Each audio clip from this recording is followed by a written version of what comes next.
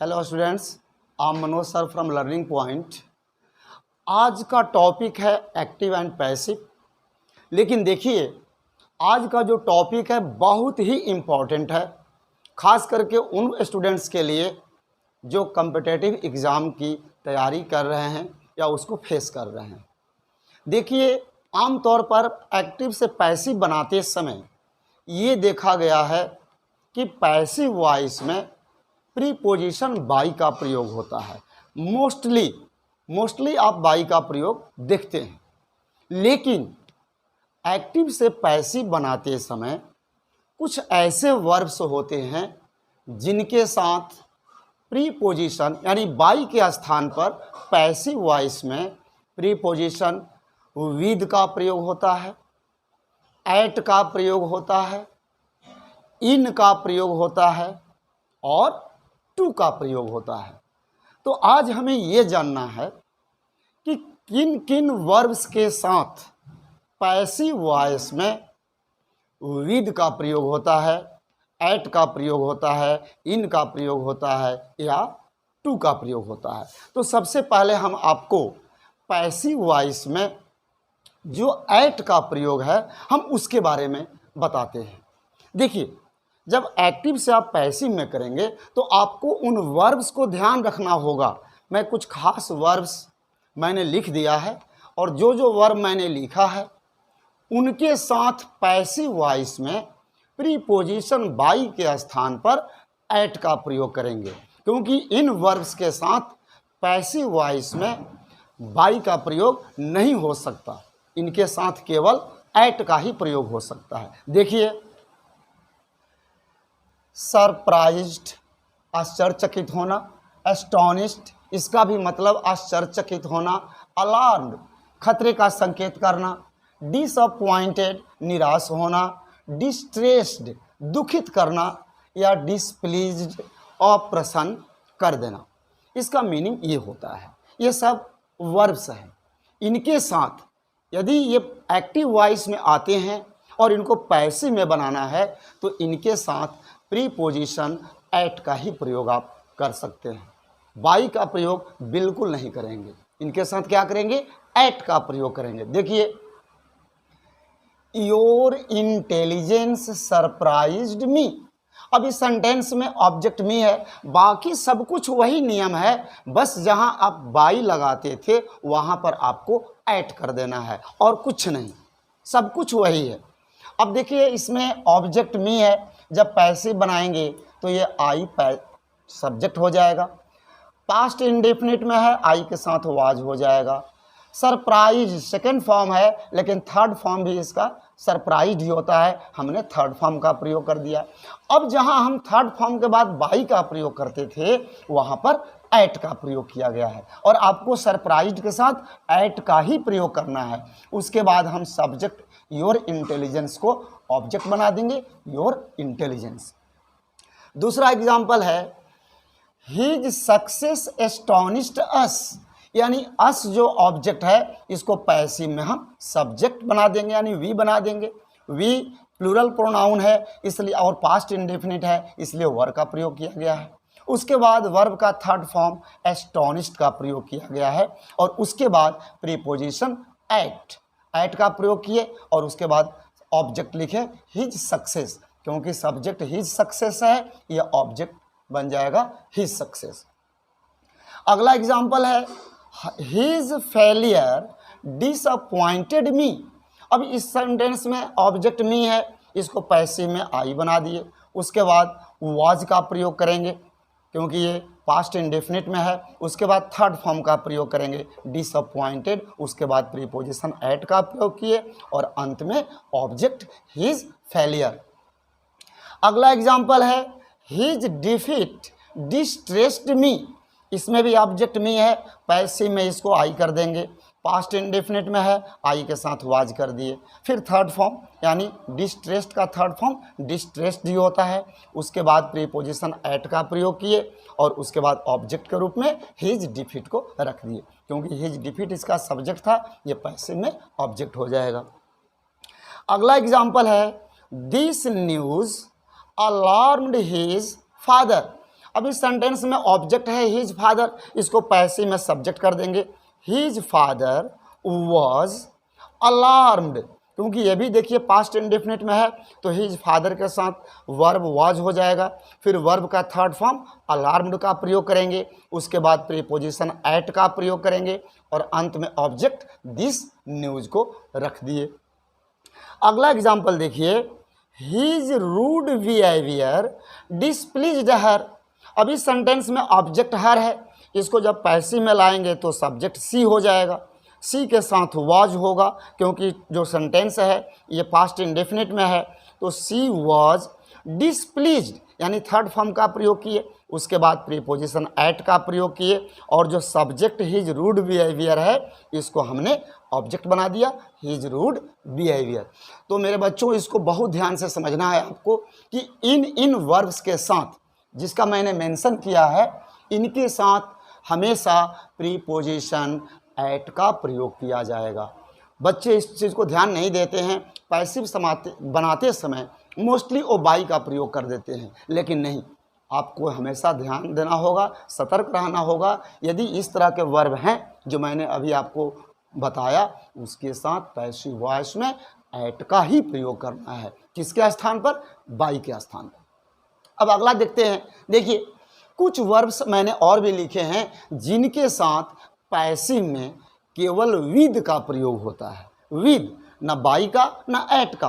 अब इन वर्ब्स के साथ विद का प्रयोग होगा।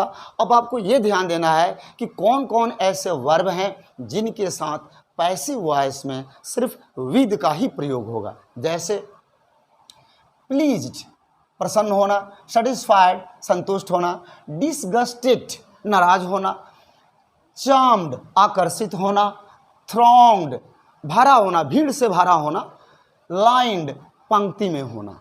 अब जितने वर्ब मैंने आपको बताया देखिए इनके साथ प्रीपोजिशन विद का प्रयोग होगा।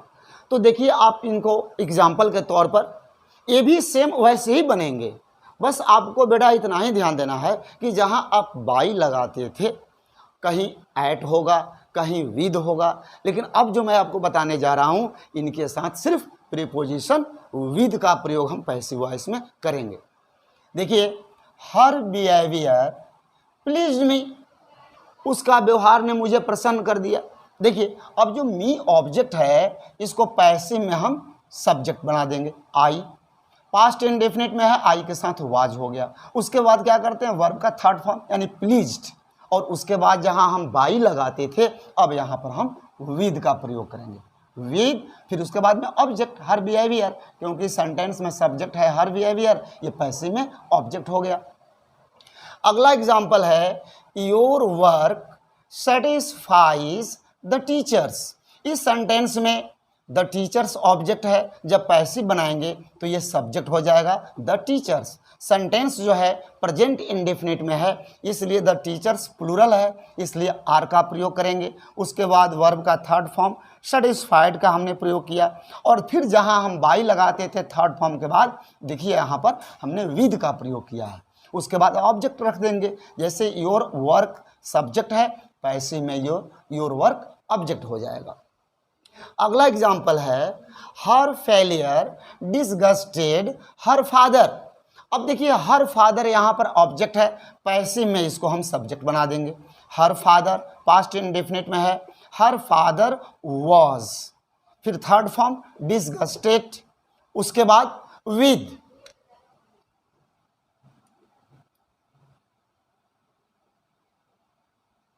देखिए मिस्टेक से छूट गया, with her failure, failure, okay. अब अगला एग्जाम्पल है her sweet song charmed the listeners. तो इसमें जो ऑब्जेक्ट द लिसनर्स है इसको हम पैसिव में सब्जेक्ट बना देंगे, द लिसनर्स।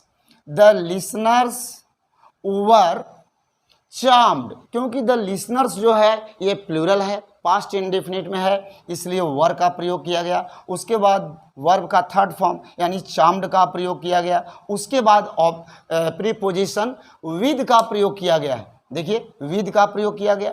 फिर उसके बाद में क्या करेंगे, ऑब्जेक्ट को रखेंगे, यानी हर स्वीट सॉन्ग जो सब्जेक्ट है इसका ऑब्जेक्ट हो जाएगा हर स्वीट सॉन्ग। अब अगला एग्जाम्पल है the students thronged the school hall, यानी द स्कूल हॉल यहाँ पर ऑब्जेक्ट है, इसको जब पैसिव बनाएंगे तो देखिए ये सब्जेक्ट हो जाएगा। The school hall was thronged with the students. The school hall, इस ऑब्जेक्ट को हमने सब्जेक्ट बना दिया, सिंगुलर में है इसलिए वॉज का प्रयोग किया, फिर वर्ब का थर्ड फॉर्म थ्रॉन्ग्ड का प्रयोग किया गया, उसके बाद प्रीपोजिशन विद का प्रयोग किया गया, और जो द स्टूडेंट्स सब्जेक्ट था उसको हमने द स्टूडेंट्स ऑब्जेक्ट में बदल दिया। अगला एग्जाम्पल है the passengers lined the booking window. अब इस सेंटेंस में द बुकिंग विंडो ऑब्जेक्ट है, इसको हम पैसिव में सब्जेक्ट बना देंगे। देखिए द बुकिंग विंडो, ये भी सिंगुलर है और ये पास्ट इंडेफिनिट में है इसलिए यहाँ पर हम वाज का प्रयोग करेंगे। The booking window was lined, यानी लाइंड का थर्ड फॉर्म लाइंड ही होता है, उसके बाद प्रीपोजिशन विद का प्रयोग करेंगे और अंत में ऑब्जेक्ट को रखेंगे।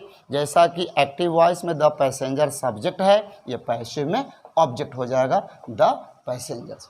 ओके, बस लेकिन आपको ये इतना ही जानना है कि कौन से वर्ब के साथ हमें प्रीपोजिशन विद का प्रयोग करना है और कौन से वर्ब के साथ हमें प्रीपोजिशन एट का प्रयोग करना है, और यही मेन है, क्योंकि अक्सर बच्चे जब कॉम्पिटिटिव एग्ज़ाम हो या कोई भी एग्ज़ाम हो उसमें आपके दिमाग में ऑलरेडी पहले से माइंडसेट रहता है कि पैसिव में बाई होगा, लेकिन ऐसा नहीं है।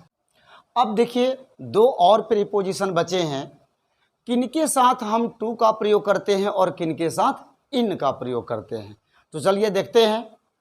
देखिए यहाँ पर मैंने दो वर्ब लिखा है, नो, नो मीन्स जानना, ऑब्लाइज, ऑब्लाइज मतलब आभारी होना, एहसानमंद होना। अब यदि आपके एक्टिव सेंटेंस में नो या ऑब्लाइज वर्ब हैं और इनको पैसिव आप करेंगे तो नो और ऑब्लाइज के साथ पैसिव वॉइस में प्रीपोजिशन टू का प्रयोग होता है। किसका प्रयोग होता है? टू का प्रयोग होता है। देखिए पहला एग्जाम्पल है एवरीबडी नोज गांधी जी। गांधी जी को हर कोई जानता है या हर कोई गांधी जी को जानता है। अब इस सेंटेंस में ऑब्जेक्ट है गांधी जी, जब पैसिव बनाएंगे तो गांधी जी सब्जेक्ट हो जाएंगे। प्रेजेंट इंडेफिनिट टेंस में है इसलिए गांधी जी सिंगुलर सब्जेक्ट है, इसलिए हमने इज का प्रयोग किया। और उसके बाद वर्ब का थर्ड फॉर्म यानी नो का थर्ड फॉर्म होता है नोन, और उसके बाद प्रीपोजिशन टू का प्रयोग होगा। यही चीज़ देखना है कि जहां आप बाई का प्रयोग करते थे अब यहां टू का प्रयोग करना होगा। उसके बाद ऑब्जेक्ट एवरीबॉडी को रख देंगे। एवरीबॉडी सब्जेक्ट है एक्टिव वॉइस में, या पैसिव वॉइस में ऑब्जेक्ट हो जाएगा। तो क्या होगा? Gandhi ji is known to everybody. अगला एग्जाम्पल है he will oblige me. Oblige मतलब आभारी होना, तो इसमें ऑब्जेक्ट आई है, जब पैसिव बनाएंगे तो ये मी जो है आई हो जाएगा। और आई के साथ मैंने शैल लिखा है, लेकिन आप विल का भी प्रयोग यहाँ कर सकते हैं, इसलिए आप आई के बाद विल का प्रयोग करिए या शैल का प्रयोग करिए। अब ये होते हैं मॉडल वर्ब हैं, इसलिए हम इनके बाद बी का प्रयोग करते हैं। फिर वर्ब का थर्ड फॉर्म यानी ऑब्लाइज का थर्ड फॉर्म ऑब्लाइज्ड होगा। उसके बाद प्रीपोजिशन टू का प्रयोग करेंगे और बाद में यानी अंत में सब्जेक्ट ही को ऑब्जेक्ट हिम बना देंगे।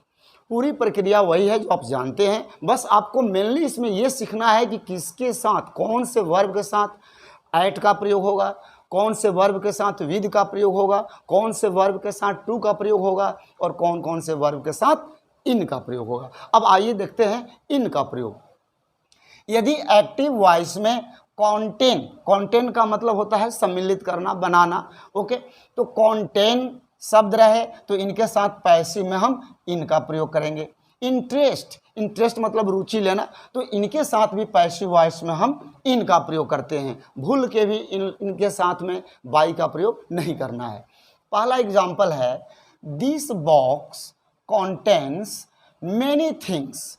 अब देखिए इस सेंटेंस में ऑब्जेक्ट क्या है, मैनी थिंग्स, और सेंटेंस जो है ये प्रेजेंट इंडेफिनिट में है, तो मैनी थिंग्स को हम यहाँ पैसिव वॉइस में सब्जेक्ट बना देंगे। ये प्लूरल नंबर में है क्योंकि थिंग्स है, और प्रेजेंट इंडेफिनिट में है, इसलिए मैनी थिंग्स आर के बाद क्या करेंगे, वर्ब का थर्ड फॉर्म यानी कॉन्टेंट का थर्ड फॉर्म कॉन्टेंट हो जाएगा, और इनके बाद प्रीपोजिशन हम इन का प्रयोग करेंगे।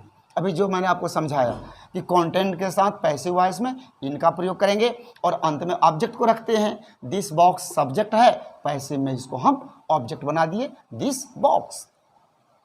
अगला एग्जांपल है, दिस बुक इंटरेस्ट्स मी। ये भी प्रेजेंट इंडेफिनिट में है। इस सेंटेंस में मी ऑब्जेक्ट है, जब पैसिव करेंगे तो मी का सब्जेक्ट आई हो जाएगा। प्रेजेंट इंडेफिनिट में है तो आई के साथ एम होगा। उसके बाद वर्ब का थर्ड फॉर्म यानी इंटरेस्ट का थर्ड फॉर्म इंटरेस्टेड हो जाएगा।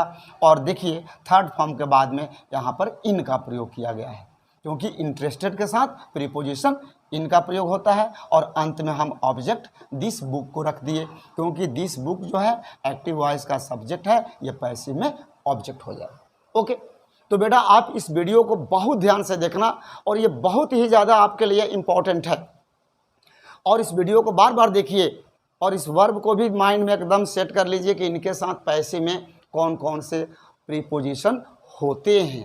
तो आपको यदि वीडियो लाइक आता है, पसंद आता है, तो आप इसको लाइक ज़रूर करेंगे, और जो अभी तक से सब्सक्राइब नहीं किए हैं वो सब्सक्राइब ज़रूर करेंगे। फिर हम कल नए अगले वीडियो में मिलेंगे आपसे, तब तक के लिए जय हिंद।